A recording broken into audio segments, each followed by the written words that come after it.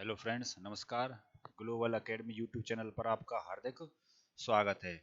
पिछली वाली क्लास में जो है शेड्यूल्स के ऊपर बात की थी, अनुसूची के ऊपर पिछली वाली क्लास में बात हुई थी। और जो अब ये टॉपिक रहेगा, प्रस्तावना भी पिछली ही क्लास में हो चुकी है, प्रस्तावना हो चुकी है, शेड्यूल्स हो चुके हैं। अब इसके बाद जो टॉपिक होगा, अब वो होगा आर्टिकल्स से। आर्टिकल्स अनुच्छेद 1 से लेकर के और 4 तक, भाग 1 की उसमें बात की जाएगी।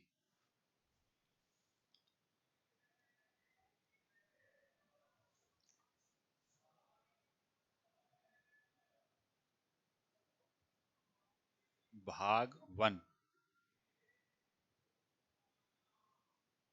अनुच्छेद 1 से लेकर के 4 तक।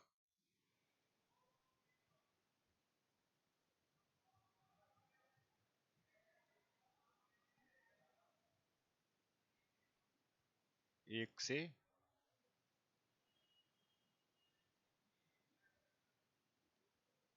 चार तक, भाग 1 अनुच्छेद 1 से 4 तक किसमें बात की जाएगी।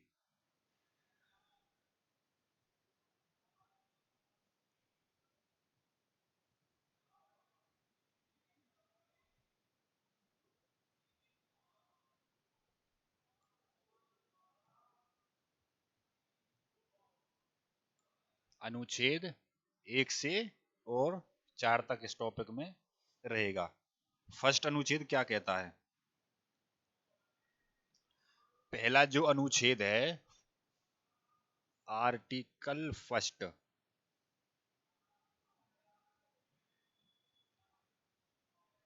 आर्टिकल फर्स्ट, आर्टिकल फर्स्ट,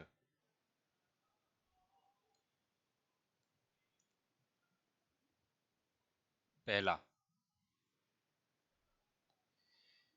ये बात करता है भारत के संघ राज्य और भारत का संघ और उसके राज्य क्षेत्र, या फिर इसमें जो है भारत का नाम, इंडिया दैट्स भारत इसमें लिखा गया है। इंडिया और भारत दोनों नामों की चर्चा पहले वाले अनुच्छेद में की गई है। तो इसमें आप लिखेंगे संघ और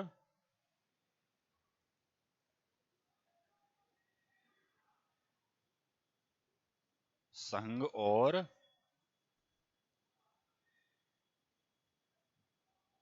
उसके राज्य क्षेत्र,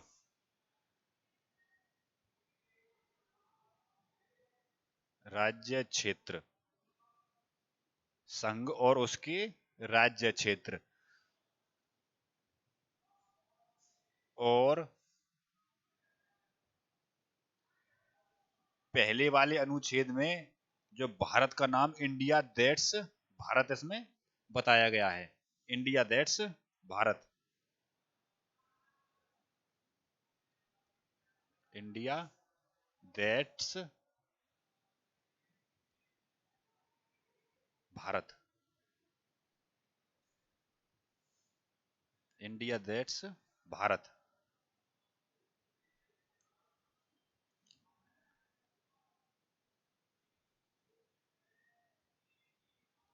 इंडिया दैट्स भारत पहले वाले अनुच्छेद में बताया गया है, संघ और उसकी राज्य क्षेत्र। अच्छा, अब इसमें तीन चीज और याद रखनी है। एक तो भारत को संघ बताया गया है, भारत नोट करके लिखना, भारत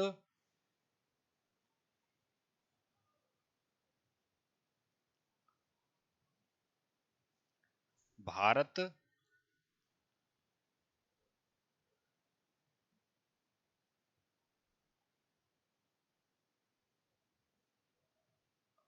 राज्यों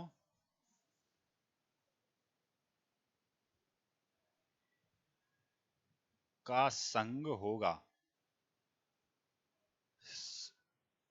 संघ को बोलते हैं यूनियन, संघ को क्या बोलते हैं?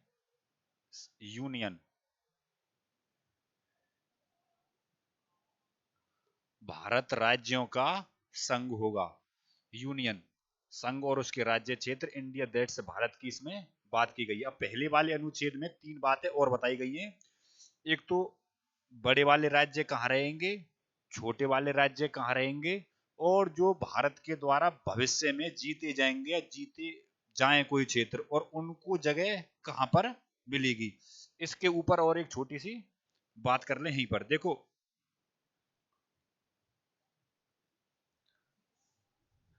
एक तो आता है इसमें ए पॉइंट से, बड़े राज्य,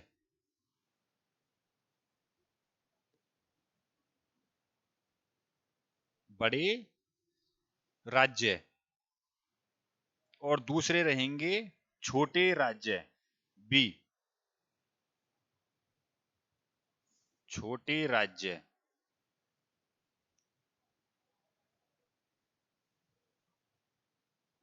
और एक सी और है कॉलम करके, उसको ऐसे करके जीरो रख दिया है। इसका मतलब है कि अर्जित क्षेत्रों के लिए जगह, अर्जित क्षेत्र, अर्जित क्षेत्रों के लिए जगह।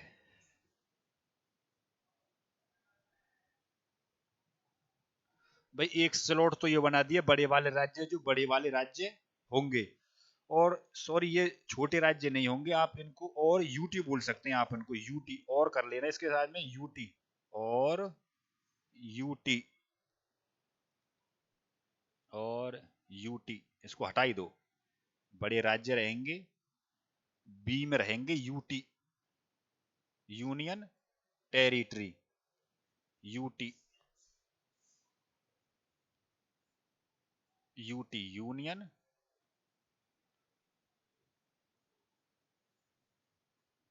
टेरिटरी। और जो ये थर्ड वाला स्लॉट रहेगा, ये होंगे अर्जित क्षेत्र। बाई चांस आगे भारत के द्वारा कुछ क्षेत्र जीत लिए जाएं, तो उनके लिए संविधान सभा के सदस्यों ने अलग जगह जो बना करके रख दिए कि कोई क्षेत्र जो जीता जाएगा, उसको जगह सी वाले कॉलम में इस जगह पर जो उनको जगह मिल जाएगी, जो आगे जीते जाएंगे, भविष्य में जीतने की जो बात होगी उनके द्वारा। पहला आर्टिकल संघ और उसके राज्य क्षेत्र की बात की गई है, और इंडिया दैट्स भारत, उसमें उसका नाम बताया गया है। और भारत को राज्यों का संघ बताया गया है, संघ मतलब कि यूनियन बताया गया। अच्छा, ये संघ, कॉन्फेडरल, फेडरल और यूनियन, इसमें तीनों में क्या फर्क है, इससे आगे भी बताऊंगा। ये भारत को राज्यों का संघ बताया गया है, और राज्यों का जो सिस्टम है वो 3 तरीके से बताया गया है। ए में जो बड़े राज्य रहेंगे, और बी यानी कि जो यूनियन टेरिटरी रहेंगी, और जो भारत में भविष्य में आगे कोई क्षेत्र जीत लिए जाए, उनको जगह कहां पर मिलेगी, सी में मिलेगी। ये बड़े राज्य हैं। अच्छा जी,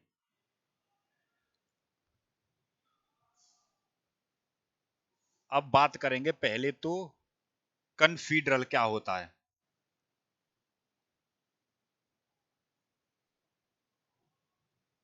कन्फीडरल, इसको बोलते हैं हिंदी में परिसंघ, परिसंघ।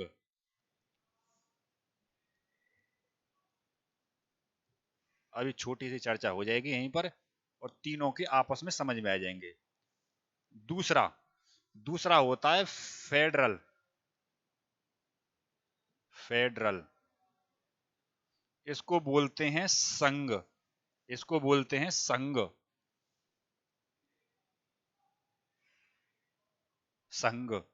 और एक होता है यूनियन,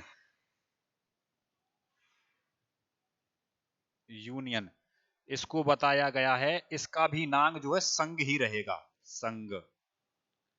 अभी इनकी बात करेंगे, क्या होते हैं ये क्या होते हैं। फेडरल, यूनियन, भारत कैसा है, यूनियन है, राज्यों का संघ है। और एक होता है कन्फीडरल, भारत ने या भारत के संविधान सभा के सदस्यों ने भारत में जो है ये यूनियन वाली बात क्यों रखी थी, इसमें क्या सिस्टम था? देखो, फेडरल जो होता है, फेडरल, अगर फेडरल की हम बात करेंगे तो फेडरल में ये कुछ देशों का या राज्यों का ही एक संघ है। मतलब कुछ देश इकट्ठे होकर के जो है अपनी थोड़ी थोड़ी सी, मान लो कि 20 देश हैं, 50 देश हैं, अपनी थोड़ी थोड़ी सी शक्ति ले जा करके और जो एक स्पेशल को दे दिए भाई ये हमारी शक्ति है। और फेडरल में भी ये रहेगा, थोड़ी थोड़ी शक्ति एक मेन को दे रखी है, और यूनियन में भी जस्ट यही सिस्टम है। लेकिन इनमें डिफरेंस क्या है? डिफरेंस इनमें ये है कि जो परिसंघ वाले हैं ये मजबूत नहीं होते।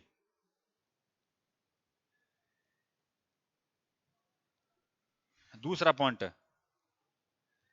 ये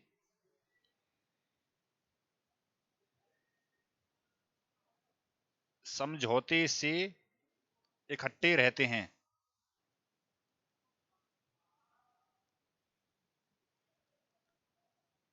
इकट्ठे रहते हैं, मजबूत नहीं होते। सभी राज्य अपनी थोड़ी थोड़ी सी शक्ति एक को दे देते हैं, दूसरे वाले में भी वही है और संघ में भी वही है। ये मजबूत नहीं होते हैं, ये समझौते के हिसाब से इकट्ठे रहते हैं। दूसरा वाला फेडरल, फेडरल में क्या है? ये इसके मुकाबले में थोड़े मजबूत होते हैं, ये इसके मुकाबले में थोड़े मजबूत होते हैं। मजबूत होते हैं, आसानी से ये अलग नहीं हो पाते, ये बहुत जल्दी अलग हो पाते हैं। अगर थोड़ा सा भी लड़ाई झगड़ा हुआ या जो समझौते पर विचार नहीं बन पाया तो जल्दी से अलग हो जाएंगे। कौन से? परिसंघ वाले। ये थोड़े जो है इससे थोड़ा डिफिकल्ट है। अलग तो ये भी हो जाएंगे लेकिन इसमें जो है थोड़ा दिक्कत आ जाएगी उनको, तो थोड़े मजबूत होते हैं। दूसरा, समझौते से ये इकट्ठे हुए, तो समझौते में इकट्ठे रहते हैं, समझौते में इकट्ठे रहते हैं। और अब बात करेंगे भारत की। भारत कैसा है? यूनियन है। देखो, संविधान सभा के सदस्यों ने भारत को यूनियन का रूप क्यों दिया था? देखो, उनको पता था कि भारत में बहुत सारी तो भाषाएं बोली जाती हैं, कोई 14 या 15 के आसपास भाषाएं, सभी स्टेट में अलग भाषाएं बोली जाती हैं, एरिया के हिसाब से अलग है, उनकी संस्कृति अलग है, उनका रहन सहन अलग है। अगर उनमें आगे जाके थोड़ी सी भी दिक्कत बनी तो इनमें जो दोनों में अलग होने का खतरा रहता है। लेकिन यूनियन में अलग नहीं हो सकता, एक बार जो काम हो गया वो हो जाएगा। तो संविधान सभा के सदस्यों ने इसी बात पर ध्यान दिया था कि भारत में बहुत सारी भाषाएं बोली जाती हैं, संस्कृति अलग है, रहन सहन अलग है। उनको जो आगे बाई चांस कोई लड़ाई झगड़ा हो जाए तो बहुत जल्दी अलग हो जाएंगे, लेकिन यूनियन में वो अलग नहीं हो सकते। सभी राज्य अपनी थोड़ी थोड़ी सी शक्ति दे करके केंद्र को पावरफुल इसमें बताया गया है। अगर इसमें हम थोड़ा सा लिखेंगे तो ये मजबूत होते हैं, ये मजबूत होते हैं,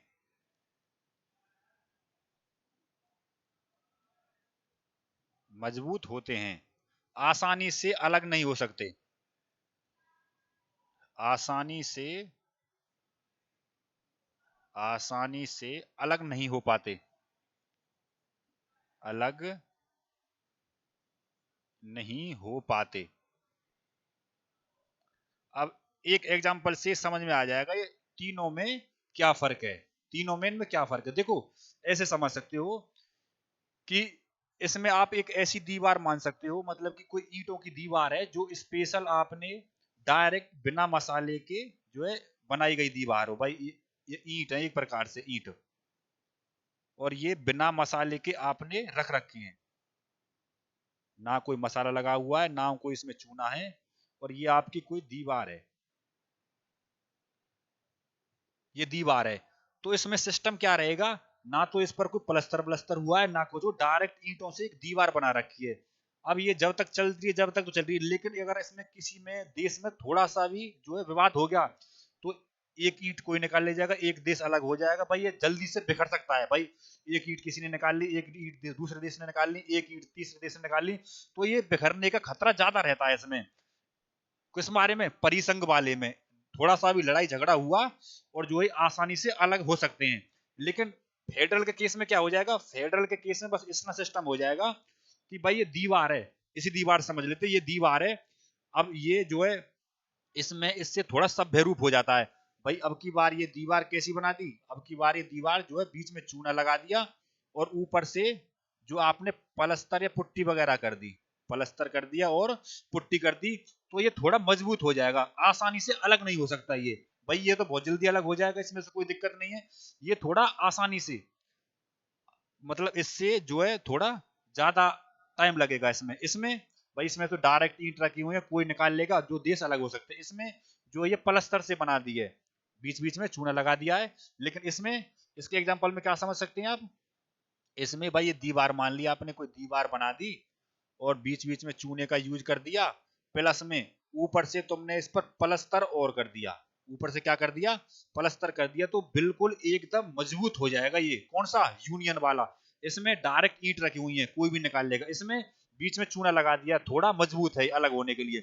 और ये बीच में चूना का यूज किया हुआ है और क्या ऊपर से पलस्तर हुआ है, तो बहुत मुश्किल है इसको, ये जो आपस में अलग नहीं हो सकते।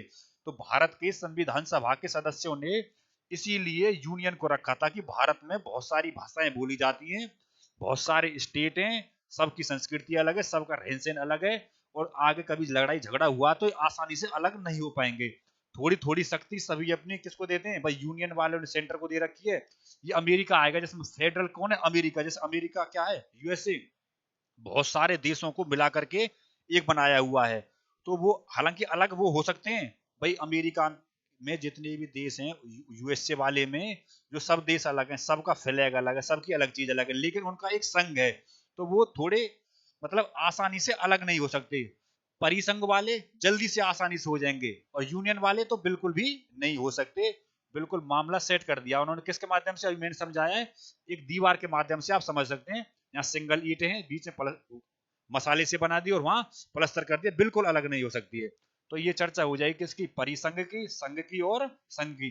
फेडरल और यूनियन, संघ दोनों का हिंदी में नाम रहेगा। इससे आगे आर्टिकल 1 हो चुका है, संघ और उसके राज्य क्षेत्रों का विवरण। दूसरा अभी बताया नहीं है, अभी थोड़ी सी चर्चा किसकी की है? फेडरल की, कन्फेडरल की, फेडरल की और यूनियन की, तीनों में क्या डिफरेंस है।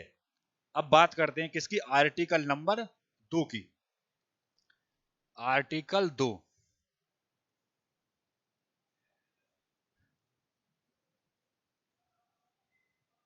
आर्टिकल 2, अनुच्छेद 2, क्या फर्क है इसमें?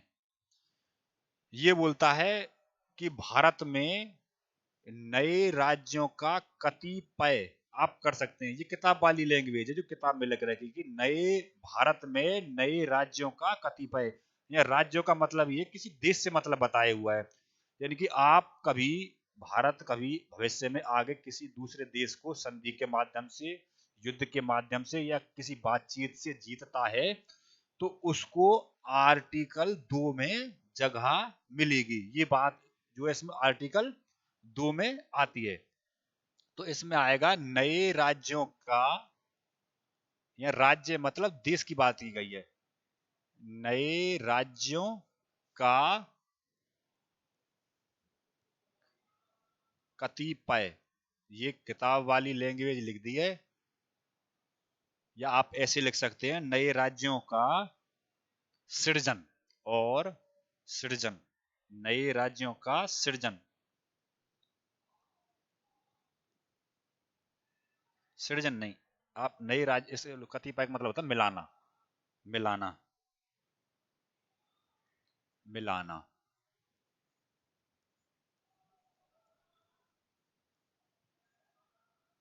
संधि के माध्यम से,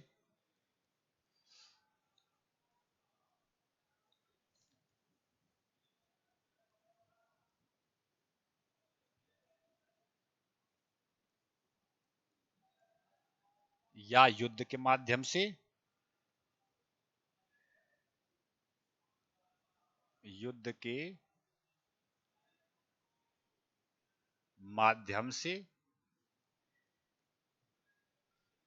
या किसी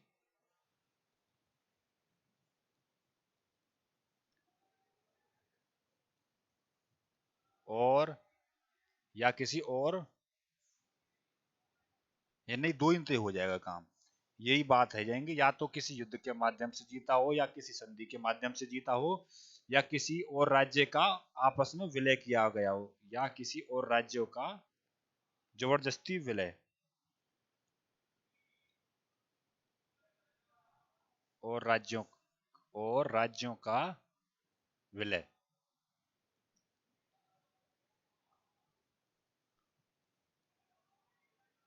विलय, कोई भी देश, देश बोल सकते हो या आप राज्य बोल सकते हो, जो भारत के द्वारा किसी जो है संधि के माध्यम से जीते गए हों, युद्ध के माध्यम से जीते गए हों या किसी और तुम्हारे विलय किया गया हो, तो उनको जगह कहाँ मिलेगी? दूसरे वाले आर्टिकल में मिलेगी। दूसरे वाले आर्टिकल में मिलेगी किसको? दूसरे वाले देशों को जीतने पर जो जगह मिलेगी वो कहाँ जाएगा? आर्टिकल नंबर 2 में। इसका एग्जाम्पल आप ऐसे समझ सकते हो, इसका एग्जाम्पल है सिक्किम। इसका एग्जाम्पल है सिक्किम। सिक्किम, भाई सिक्किम जो है पहले अलग था।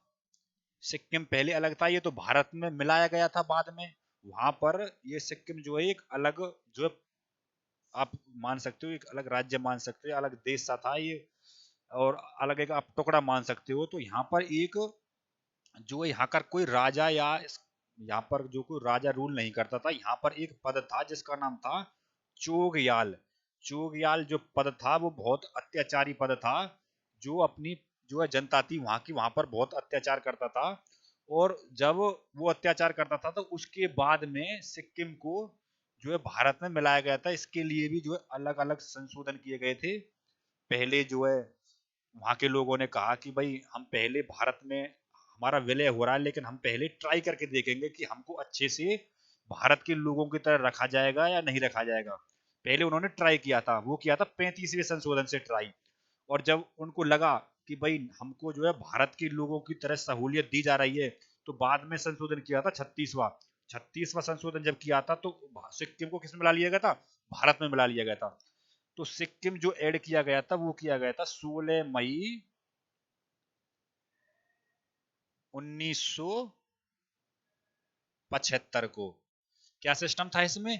भाई वहां पर जो एक पद था अलग से, चोग्याल पद, बहुत अत्याचारी पद था, और जो वहां की जो जनता थी या प्रजा थी उस पर बहुत ही अत्याचार करते थे। और जब बाद में इसको मिलाया, पहले सिक्किम के लोगों ने कहा था कि भाई हम ट्राई करके देखेंगे पहले, अगर ये हमको जो अच्छे से भारत के लोगों की तरह सहूलियत देते हैं तो हम भारत में मिलेंगे, अन्यथा भारत में हम नहीं मिलेंगे।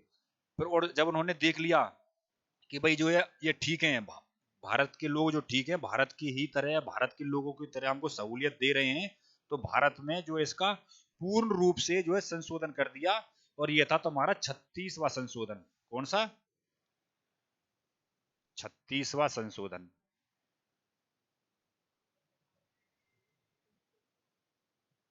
36वां संशोधन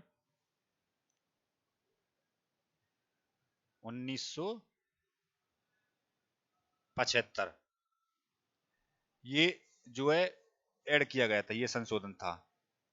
और जब सिक्किम को आंशिक रूप से ऐड किया गया, पहले भाई एक संशोधन किया गया था, पहले जो था वो अलग था, पहला वाला संशोधन, उसमें सिक्किम के लोगों ने कहा था कि भाई हम ट्राई करके देखेंगे, अगर भारत अच्छे से हमको रखेगा तो रहेंगे, नहीं तो नहीं रखेंगे। तो दूसरा करना, सिक्किम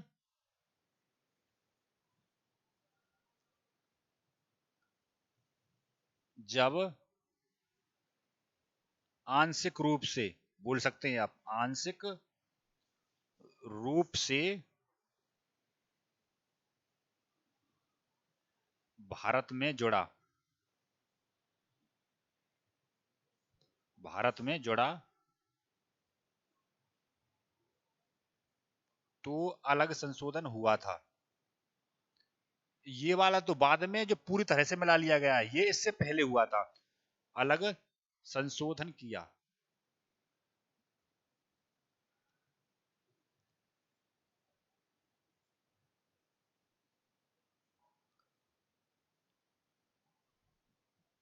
ये था तुम्हारा 35वां संशोधन।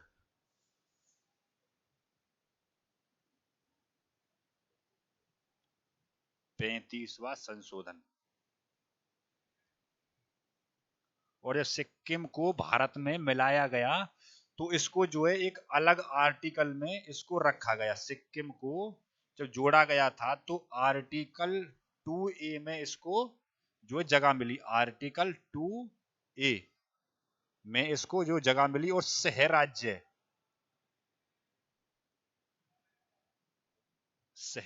राज्य 2A में इसको जगह मिली।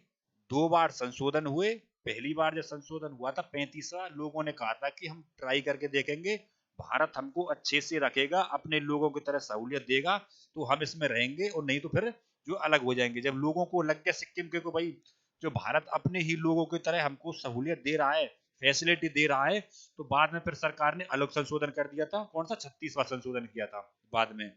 तो ये हो जाएगा किसका? नए राज्यों का कतिपय बोल सकते हो, नए राज्यों को मिलाना। आर्टिकल नंबर 2 में जगह मिलेगी उनको। Article number 3।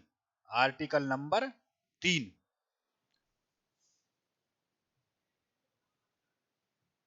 Article number 3। Article number 3 बोलता है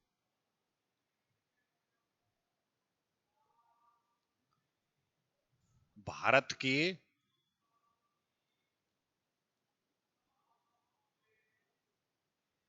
भारत के राज्यों में से भारत के राज्यों में से आपस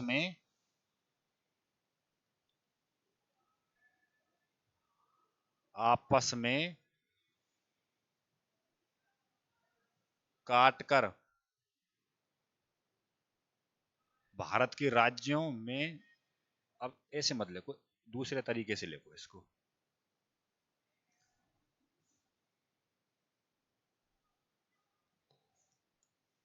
ऐसे लिखो, नए राज्यों का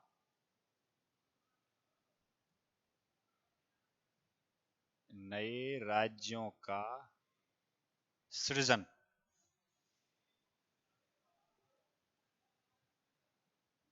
नए राज्यों का सृजन भारत के किसी राज्य में से काट करके अलग राज्य बनाना। भारत के, ये मतलब ये बताया गया है इसमें, आप ऐसे समझ सकते हो। और दूसरे, और राज्य में से राज्य काटकर बनाना। राज्य में से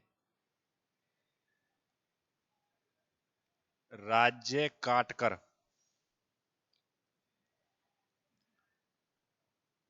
नया राज्य बनाना।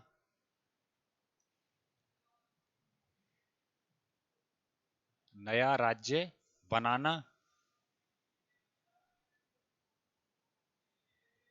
और कैसे बोल सकते हो? राज्य की सीमाओं में परिवर्तन। सीमाओं में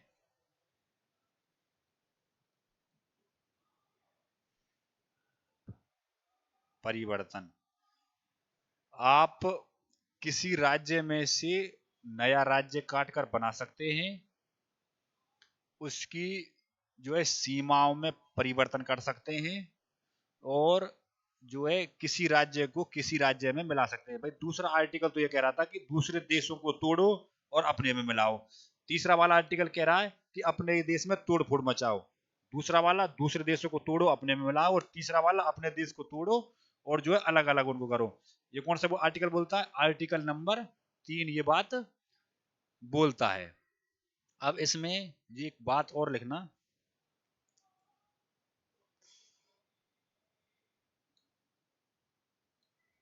आर्टिकल नंबर 3 नोट डाल के लिखना, नोट।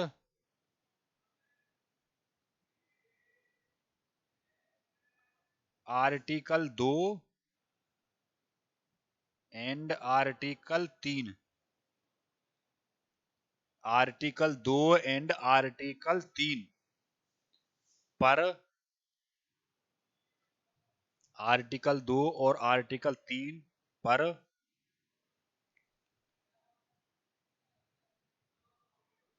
साधारण विधेयक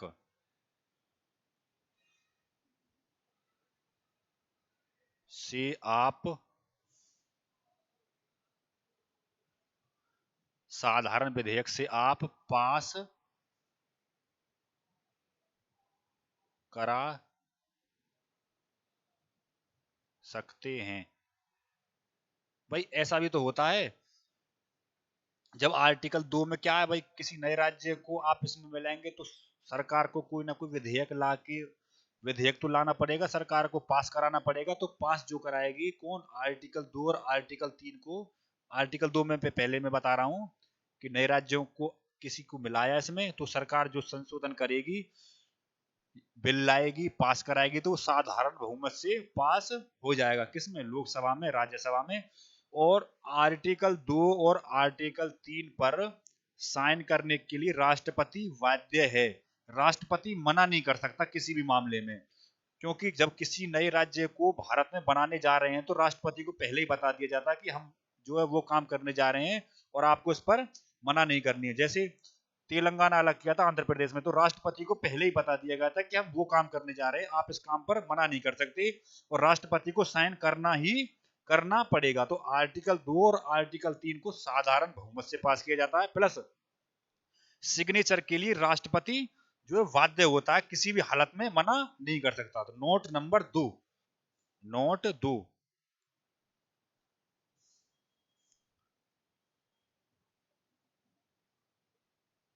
ये कौन सा है, नोट नंबर 1।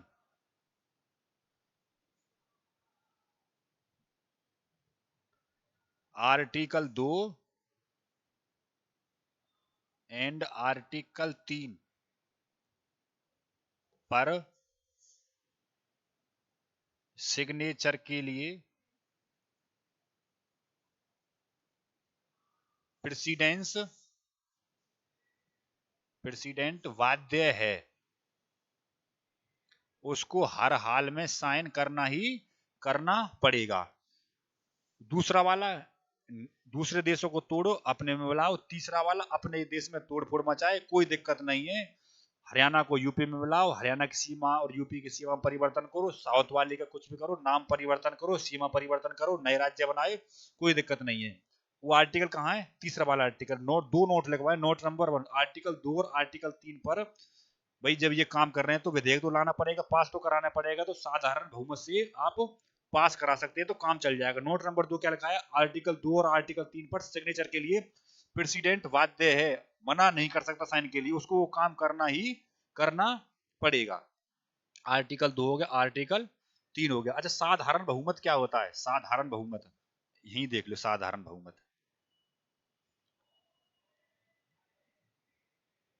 साधारण बहुमत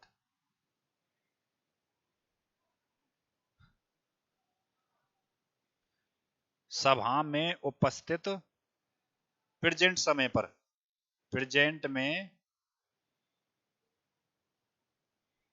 उपस्थित सदस्य, प्रेजेंट में उपस्थित सदस्य का आधा, प्रेजेंट में उपस्थित सदस्य का आधा प्लस 1, प्रेजेंट में उपस्थित सदस्यों का आधा, ये यहां पर नहीं आया, दूसरी जगह पर लिखेंगे इसको, यहां लिख लेंगे साधारण बहुमत, सिंपल मेजोरिटी, साधारण बहुमत और सिंपल मेजोरिटी बोलते हैं इसको इंग्लिश में, सिंपल मेजोरिटी। क्या होता है ये होता है तुम्हारा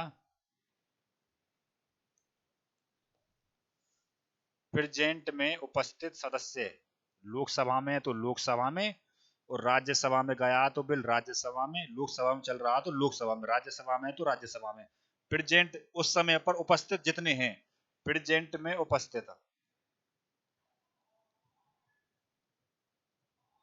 उपस्थित का आधा और +1।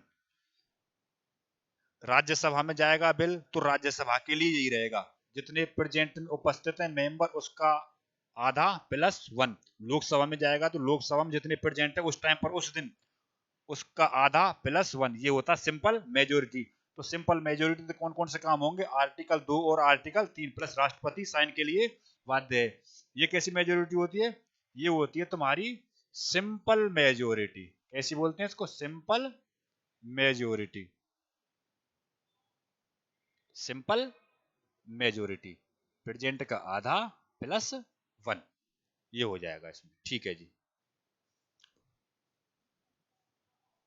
और आप ऐसे समझ सकते हैं, और उसी के साधारण बहुमत का दूसरा तरीका ऐसे समझ सकते हो कि मान लो उस दिन लोकसभा में सिंपल मेजोरिटी, इधर देखो, सिंपल मेजोरिटी, सिंपल मेजोरिटी की बात जब हम करते हैं, मान लो लोकसभा की और राज्यसभा की हम बात कर रहे हैं। मान लो उस दिन लोकसभा में कितने सदस्य आए? मान लो उस दिन लोकसभा में आए कितने? 60 सदस्य। कितने? 60। तो 60 का आधा +1। और मान लो राज्यसभा में उस दिन कितने आए? 50। तो 50 का आधा +1। ये कैसी हो जाएगी? ये हो जाएगी सिंपल मेजोरिटी। ये इसका एग्जांपल है। साधारण बहुमत कौन सा था? प्रेजेंट में उपस्थित का आधा +1। सिंपल मेजोरिटी लोकसभा और राज्यसभा का ये बता दिया। आर्टिकल 2, दूसरों देशों को तोड़ो अपने में मिलाओ। आर्टिकल 3, अपने देश में तोड़ फोड़ मचाओ। आर्टिकल नंबर 4, ये थोड़ा कंफ्लिक्ट पड़ता है। आर्टिकल 4, आर्टिकल 4 देखो, आर्टिकल 4 में जो बताई गई है वो आर्टिकल 2 और आर्टिकल 3 के बारे में ही जो इसको बताया गया है। तो इसमें देखो, इसमें 2-3 काम करने पड़ते हैं। आर्टिकल 4 ये कहता है कि जो आर्टिकल 2 और आर्टिकल 3 हैं उनको साधारण बहुमत से एक तो पास किया जाता है, प्लस आर्टिकल 2 और 3 को अनुच्छेद 368 से अलग रखा गया है। एक बात, एक तो आर्टिकल जो 2 और 3 है उनको साधारण बहुमत से पास किया जाता है, प्लस आर्टिकल 2 और 3 को जो है संशोधन 368 वाली जो प्रक्रिया है उससे अलग रखा गया है। दो बात हो गई। तीसरी बात यह है कि जैसे मान लो कोई नया राज्य भारत में मिला दिया, कोई नया देश भाई आकर के जुड़ेगा, तो जो है पहली वाली अनुसूची क्या बोलती है कि पहली वाली अनुसूची में सभी राज्य और केंद्र शासित प्रदेश हैं। भाई जब कोई नया राज्य आएगा जुड़ेगा तो पहली वाली अनुसूची में परिवर्तन किया जाएगा। भाई कोई आएगा तो जुड़ेगा तो पहली वाली में परिवर्तन होगा, प्लस कोई आएगा तो राज्यसभा की सीटें कौन सी वाली अनुसूची है? चौथी वाली। तो चौथी वाली में परिवर्तन होगा या नहीं होगा? होगा। क्यों? क्योंकि भैया कोई आएगा, जनसंख्या कुछ ना कुछ आएगी, और जनसंख्या जब आएगी उसके थ्रू तो उसमें चेंज करना पड़ेगा। किसमें? अनुसूची 1 और अनुसूची 4 में, क्योंकि राज्यसभा की सीटों का बंटवारा है उसमें। तो आप इसमें दो बातें लिखेंगे, देखो ऐसे लिखेंगे एक साइड में,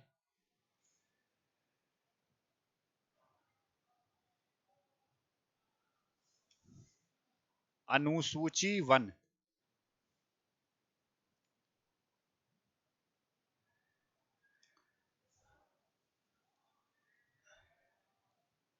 अनुसूची फर्स्ट प्लस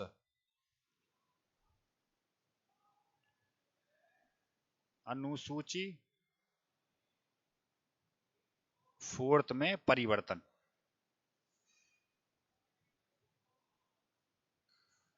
परिवर्तन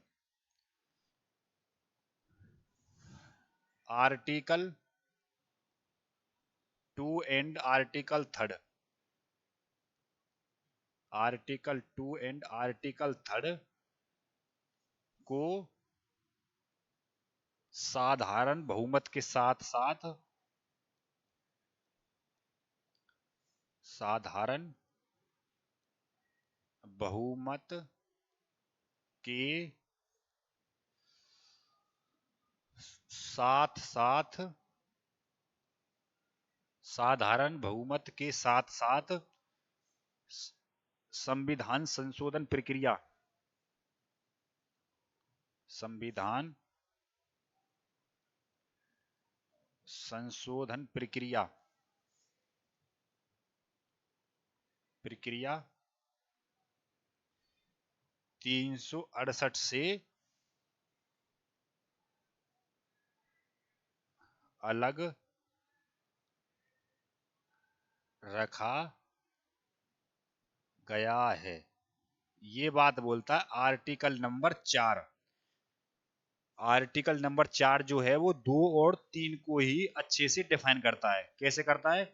नए राज्यों का जो भारत में विलय होगा, मतलब आकर के जुड़ेंगे, और अपने देश में तोड़ फोड़ वाला तीसरा आर्टिकल, इसको संविधान की संशोधन प्रक्रिया 368 से अलग रखा गया। भाई 367 जो प्रक्रिया है उसमें जो है बिल 2 या 3 तरीके से पास होते हैं, तो वो लंबा मामला पड़ जाता है। अब ऐसा थोड़ी है किसी दूसरे देश को बुला रहे हैं और जो है 2 या 3 तरीके से बिलों से पास करा रहे हैं, तो ऐसा नहीं हो सकता। जो आएगा वो साधारण बहुमत से पास हो जाएगा, और अपने देश में कुछ किया जाएगा वो भी साधारण बहुमत से हो जाएगा। अगर कोई आकर के मिलेगा तो भैया अनुसूची पहली में परिवर्तन करना पड़ेगा। क्यों? क्योंकि पहली वाली अनुसूची क्या बोलती है? पहली वाली अनुसूची बोलती है कि संघ राज्य क्षेत्रों का विवरण, यानी कितने राज्य हैं, 28 राज्य प्लस 8 यूटी कहाँ मिलाए गए हैं? पहली वाली अनुसूची में। अब जब कोई आकर के मिलेगा तो कुछ ना कुछ बढ़ेगा, और बढ़ेगा तो पहली वाली अनुसूची परिवर्तन करना पड़ेगा। प्लस चौथी अनुसूची कौन सी बोलती है? राज्यसभा में सीटों का बंटवारा, जो चौथी वाली है, उसमें भी परिवर्तन करना पड़ेगा। ये कौन सा वाला आर्टिकल बोलता है? Article number 4। दो वाले आर्टिकल में, दो वाला आर्टिकल दूसरे देशों को तोड़ो अपने में मिलाओ, एग्जाम्पल सिक्किम। तीसरा वाला आर्टिकल अपने देश में तोड़ फोड़ मचाओ, सीमा परिवर्तन करो, कोई राज्य नया बनाओ, जोड़ करके दोनों को एक बनाओ। वो आर्टिकल कौन सा है? तीसरा वाला आर्टिकल। चौथा आर्टिकल, ये आर्टिकल 2 और आर्टिकल 3 को ही अच्छे से डिफाइन करता है। क्या बात बताई गई है? आर्टिकल 2 और आर्टिकल 3 को साधारण बहुमत के साथ साथ संविधान संशोधन प्रक्रिया 368 से अलग रखा गया। 368 प्रक्रिया क्या है? वो थोड़ी लंबी हो जाती है, और प्लस आर्टिकल 2 और आर्टिकल 3 पर साइन करने के लिए राष्ट्रपति बाध्य है, क्योंकि मना नहीं कर सकता, उसको बता करके ये काम किया जाता है। ये हो जाएगा आर्टिकल नंबर 4। पहला बता दिया, दूसरा बता दिया, तीसरा बता दिया, चौथा बता दिया। ये भाग 1 है। अब भाग 1 आपका कंप्लीट होता है। धन्यवाद। इससे आगे जो है अब कल किया जाएगा काम।